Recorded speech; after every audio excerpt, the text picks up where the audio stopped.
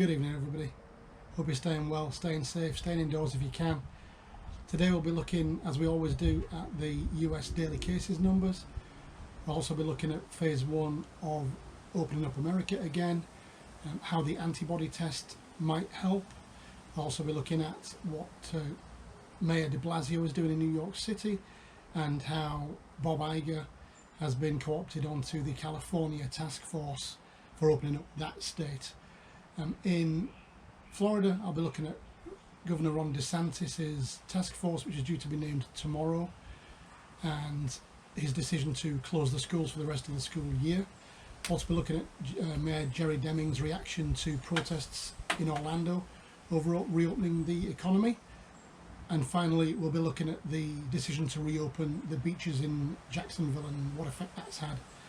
Before we go to the news, I don't normally make a plea, but if you've watched, say, 3 videos on this channel recently, please consider subscribing and hitting the notification bell so that when I put new videos up, you know straight away and you can then watch them if you want. Okay, let's go to the news. Thanks very much. April the 4th was our highest daily number of cases with 34,196. April the 18th saw 29,056 cases, but remember that April the 14th through 16th includes the addition of presumptive cases on top of confirmed cases for the whole period since the first case was recorded. So taking out April the 17th, we are seeing an overall decline.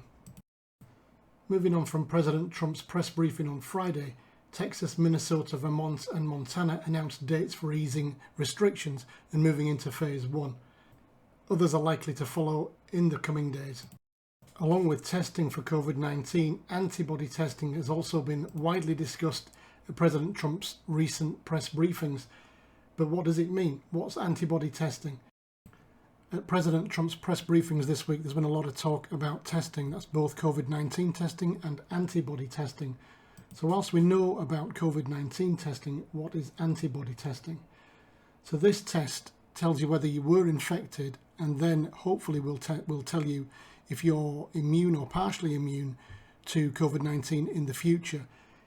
Nobody knows whether anybody is partially or fully immune to COVID-19 yet. That's still undergoing tests itself, and we probably won't know for a little time.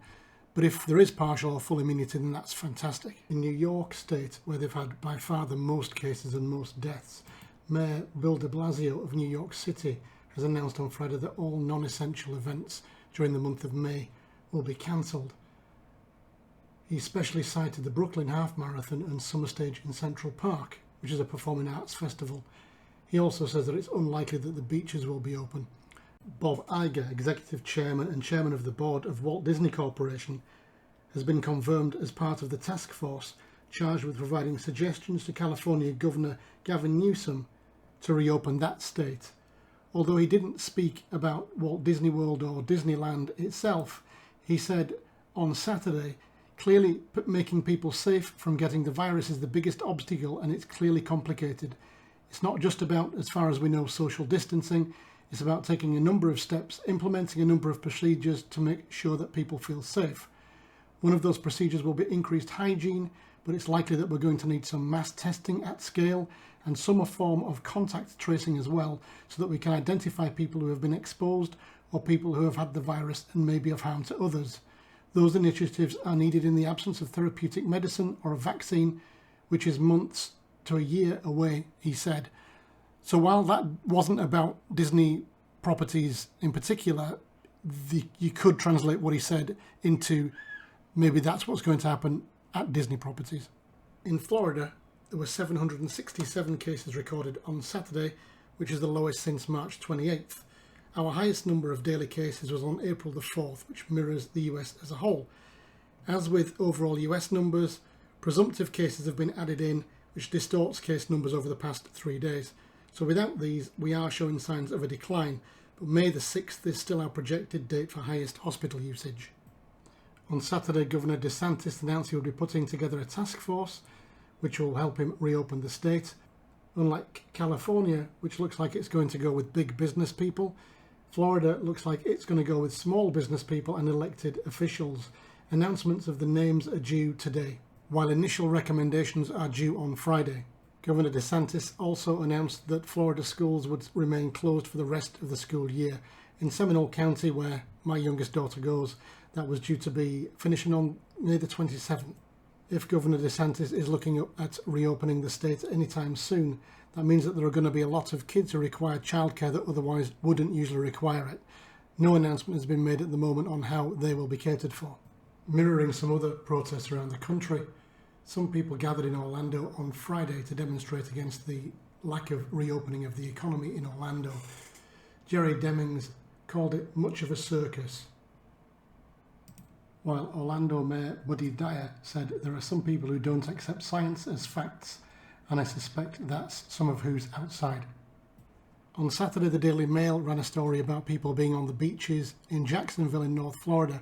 The beaches were opened at 5 p.m. on Friday, but you can only go in there for certain hours during the day.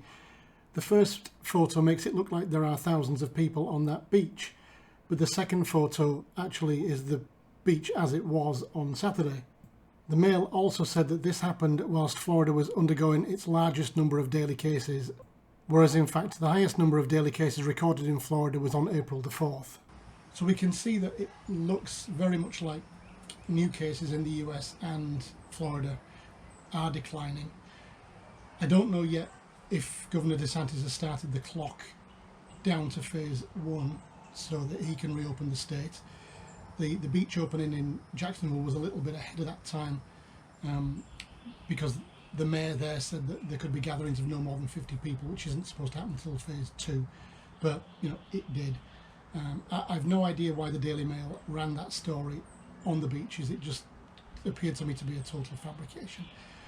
Mayor de Blasio in New York is taking a much different route to most other people just because of the number of cases that he's got in that city. So I make him right on that. And it might happen that New Jersey does the same, but we've yet to hear from them. It's going to be interesting to see how these few states that do open today are going to fare and exactly what opening means. What are they going to open and how? I'm sure the news are going to be all over that to see what happens and if those cases start to go back up again. I'll be keeping a close eye on that. It will be really interesting to see how Bob Iger continues his role in California with Governor Newsom and whatever he says and how that's going to be translated by people into what we might consider happening at Disney World and Disneyland.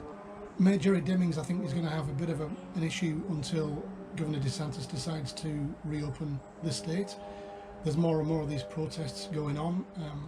That in itself seems madness to me because there's people there within the 6 feet social distancing order. So why they're doing it, I don't know. I mean, I know that people are hurting financially, but I don't see this as a way forward at all. So we'll have to see if the police use any kind of dispersal notices or anything like that to stop these kind of protests. I know that would be in breach. It wouldn't be in breach, but it might affect people's understanding of how the First Amendment works.